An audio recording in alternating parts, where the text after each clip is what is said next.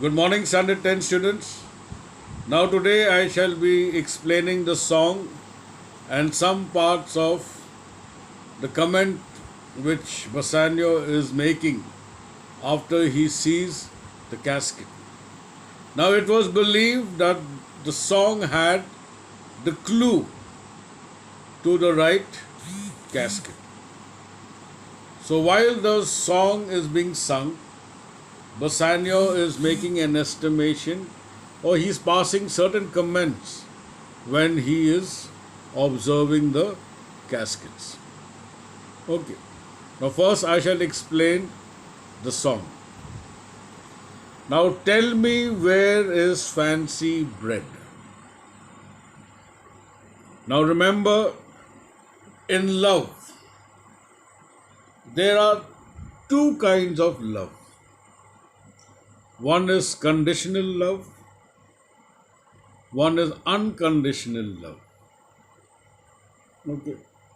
Conditional love means when you love something for like a beautiful voice, a beautiful face,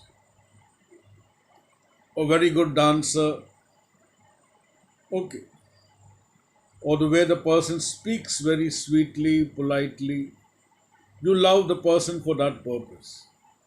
Now, what happens when things go wrong with the things which you admired or got attracted to, in which you fell in love with? Like, for example, if a person, you love somebody because very good looking,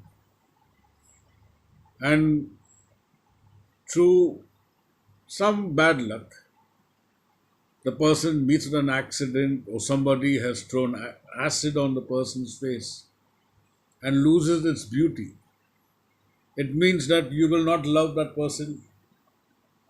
So your fancy means opposed to love, means conditional love, false love. We term conditional love as false love. So it says where it is born,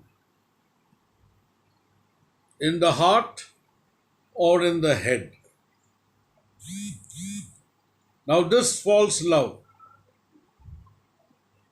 So here actually the idea is not to reason out conditional and unconditional love. The first part is actually telling us about the rhyming scheme, bread or head. False love, where it is actually born. And then it says over here, how begot, how nourish it. Now actually it is supposed to be nourished. But when the singer sings it, he rhymes it with bread, head and shed. Because it makes one understand that the next, if there was a next line, then it would lead to lead. Okay. So bread, head, shed, lead. But then again, in the second part of the song, where does false love lies? From where it is born. So it is engendered in the eyes. False love is found in the eyes. It is born in the eyes. With gazing fed and fancy dies. So when you get attracted to something which is good looking, there and there only your love dies. In the cradle where it lies. The moment you start loving something with your eyes, there and there only you have killed it. Means you have been proved wrong. You have made the wrong decision by judging something by your eyes. So that is why it says over here, in the cradle, it dies in the cradle where it lies. Means from where it is born, it will die there only. So the song is now reflecting that do not follow what your eyes see. Okay. Now fancy love is definitely is the heart when you love somebody unconditionally. So that is why it says it dies from where it is born. So let us all together sing the death song of false love. Means love should not be implemented on the basis of your eyes. You don't love something with your eyes because your eyes are very deceptive. It will get attracted to something which looks beautiful. Now, the example which I gave you earlier is that when you go to a jewelry shop or to a cloth shop or to a ready made garment shop or any kind of shop you go, you will find that they have got plenty of bulbs in the shop.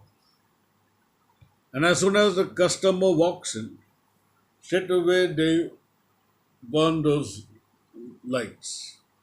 Okay. Even during the daytime, they will switch on the lights. It is to fool the customers because the customer will look at the product that it is glittering, shining.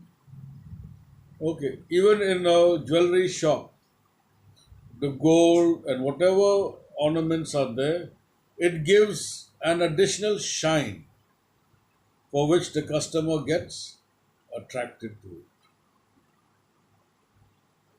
So the song tells us that not to judge anything by outward appearance. Now, in the three caskets, you have got the golden casket, a good ornament or metal, a shining metal, as well as silver. Now, lead has got no complexion, no shine. So, it is a clue that you have to now don't look at something which is attractive, shining. That means the gold and silver has to be discarded. Go for something which is dull, which has a dull look.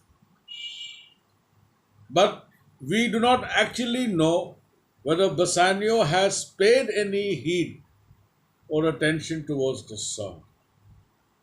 Because he himself is now assuming or commenting on the caskets by looking at the three different caskets.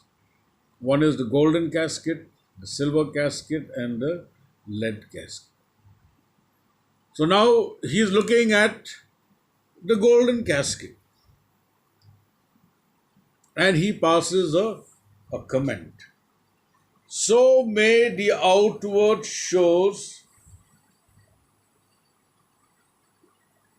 be least themselves. The world is still deceived with ornaments. Okay. So he's giving a general opinion that all that glitters is not gold. And in general, many people are deceived when they see a shiny object or an ornament. In anything that is attractive towards the eye, people are deceived, are fooled. So that is what he is trying to now analyze. Or now he's going to make a choice. So he has to study as to which casket to choose and in which casket will Portia's portrait be. And he has to see the logic of why these three caskets are there. Why the most costliest metal, then less superior to the gold is silver, and lead is nowhere to be counted. Now, the first example he gives is in law. Okay. What plea so tainted and corrupt obscures, no, but being seasoned with a gracious voice. Now, a very serious crime committed can be concealed or can be defended by a lawyer who has got an eloquent voice, who has got a very powerful voice, or who is a very good speaker. He can, with the power in his voice, he can save the most notorious criminal. He can hide all his faults just because of the power in his voice. So the outward appearance is the power of the voice. Okay. People are deceived because he has saved a notorious criminal. The second part, which he is proving how outward appearance is deceptive. He says, now, when a crime or when you do something wrong and you need some solace, we approach a religious and pious man. And he will try to rectify us by quoting something from the holy books or from the Bible. And we have the trust because he is a religious figure. But the same religious figure, is he really honest in his own personal life? He is the quotation or quoting from the Bible is only the outward appearance. What he actually is, that you will never be able to guess. So I'll keep it till here. In the next class, I shall explain more about the examples which Bassanio gives towards outward appearance and how he makes his judgment. Okay, thank you.